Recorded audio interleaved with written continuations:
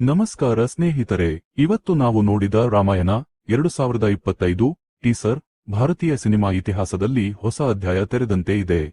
ರಣಬೀರ್ ಕಪೂರ್ ರಾಮನಾಗಿ, ಯಶ್ ರಾವಣನಾಗಿ, ಸಾಯ್ ಪಲ್ಲವಿ ಸೀತೆಯಾಗಿ ಈ caste ನೋಡಿದಾಗಲೇ goose bumps ಆಗುತ್ತೆ. Teaser ಪ್ರಾರಂಭವಾಗುತ್ತೆ ಶಾಂತ, ಧಾರ್ಮಿಕ ಧ್ವನಿಗಳೊಂದಿಗೆ. ಆದರೆ ಕೆಲವೇ ಕ್ಷಣಗಳಲ್ಲಿ ಅದು ಭವ್ಯತೆ, ಭಕ್ತಿ, ಭಯ ಇವನ್ನೆಲ್ಲ ಮಿಶ್ರಣ ಮಾಡಿದ ಬೃಹತ್ ದೃಶ್ಯಗಳತ್ತ ಸಾಗುತ್ತೆ.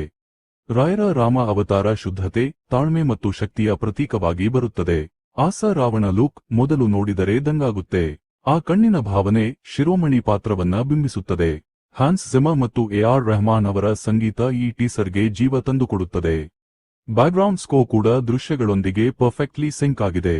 ನಿರ್ದೇಶಕ ನಿತೇಶ್ ತಿವಾರಿ ಅವರು ರಾಮಾಯಣ ಅನ್ನು ಕೇವಲ ಪೌರಾಣಿಕದ ಹಿಂದೆ ಇರುವ ಆತ್ಮಶಕ್ತಿಯು ಮನಸ್ಸನ್ನು ತಟ್ಟುತ್ತದೆ. ಯಶ್ ರಾವಣನಾಗಿ ಕತ್ತಲೆ ಮತ್ತು ಅಹಂಕಾರದ ಸಾರವಾಗಿ ಮೂಡಿಬರುತ್ತಾರೆ. ಇದು ಕೇವಲ ಟೀಸರ್ ಅಷ್ಟೇ, ಆದರೆ ಚಿತ್ರದ ಗ್ರಾಂಜ ಈಗಲೇ ಸಿಡಿಲಂತೆ ತೋರುತ್ತದೆ. ಆದರೆ ರಾಮನ ಪಾತ್ರದ ರಣಬೀರ್ ಹಾಗೂ ರಾವಣ ಪಾತ್ರದ ಯಶ್ ಅವರನ್ನ ಪರಿಚಯಿಸುವ ದೃಶ್ಯಗಳಿದ್ದರೆ ಇನ್ನುಳಿದ ಯಾವ ಪಾತ್ರ ಪರಿಚಯ ದೃಶ್ಯಗಳು ಸಹ ತೋರಿಸಿಲ್ಲ.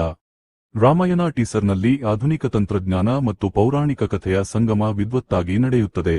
ಇದು ಕೇವಲ ಎಂಟರ್ಟೈನ್ಮೆಂಟ್ ಅಲ್ಲ, ನಮ್ಮ ನಂಬಿಕೆಯ, ಸಂಸ್ಕೃತಿಯ ಮತ್ತು ಕಲ್ಪನೆಯ ಬೃಹತ್ ಪ್ರದರ್ಶನ.